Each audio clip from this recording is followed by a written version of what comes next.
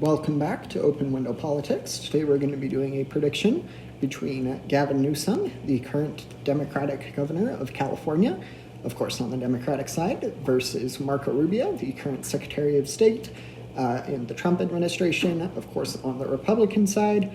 So these two candidates, Gavin Newsom is generally regarded to be more likely to be the Democratic Party's nominee than Marco Rubio is to be the Republican Party's nominee. Rubio has been floated as a second option, with Vance, of course, generally being in the lead in most of the hypotheticals, but for now we're just going to do a fun. I'm not saying either of these candidates are going to win their respective parties' primaries. Nonetheless, still fun to do a little prediction between them. So we'll start out on the west and then move eastward. We got the blue Pacific coast, the blue coast there with Washington, Oregon, and California. California, of course, being Gavin Newsom's home state. So these are almost certainly going to be in the Democratic Party's column. So Oregon is the only one of the likely. This map you're seeing right now is based off of the 2024 presidential election results and the margins in each state, of course, aside from the core 7 swing states, as well as the swing district in Omaha.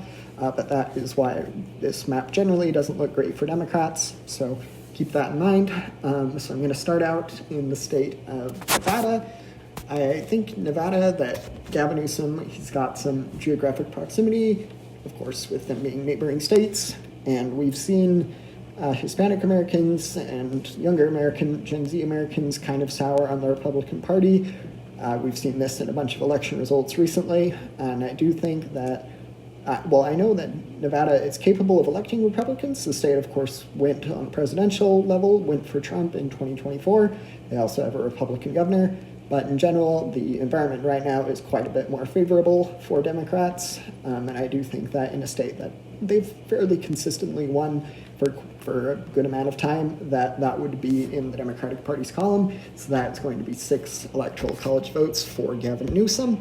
I don't think Arizona will be the same story. I think there are a lot of more moderate Republicans who may have been unwilling to vote for Trump, but would vote for Vance, just since he is a less controversial figure.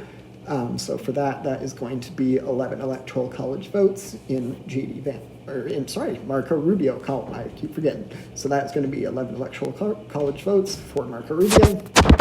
And then we'll go to the south. I do think that in the state of Georgia, I think this would probably end up in the Republican Party's column. Rubio he's been floated as more of a moderate. He actually performed quite well in his Senate confirmation vote. Some Democrats were able to get on board, and he earned quite a few votes. He was, of course, a former senator from Florida, so I do think that would have some appeal, especially in the neighboring state of Georgia. I think that the state of North Carolina would also most likely end up in the Republican Party's column. So that brings us to 262 to 231. So we have these 3 Rust Belt states left to characterize. I do think that Wisconsin is probably Gavin Newsom's best chance at the moment. So that is going to be 10 electoral college votes for Gavin Newsom. So he is currently winning Nevada and Wisconsin, while I keep forgetting. Marco Rubio is winning Arizona, Georgia, and North Carolina. And I've gone back and forth about these 2 swing states here, Michigan and Pennsylvania. For now, I do think that Pennsylvania would most likely end up in the Republican Party's column. So ultimately, it doesn't matter which way Michigan goes. For now, I'm going to put it in Gavin Newsom's column. But nonetheless, that is a victory for Marco Rubio. And we forgot the little district here in Nebraska. This district even went to Harris in 2024, and that was, of course, not a great showing for Democrats. So I'm going to put it into the Democratic Party's column. I'm going to switch the district here in Maine. So with that brings us to 257 for the Democrat, Gavin Newsom, versus 281 for the Republican, Marco Rubio. This is, of course, a Republican victory. Feel free to agree or disagree with me in the comments, and don't forget to like and subscribe.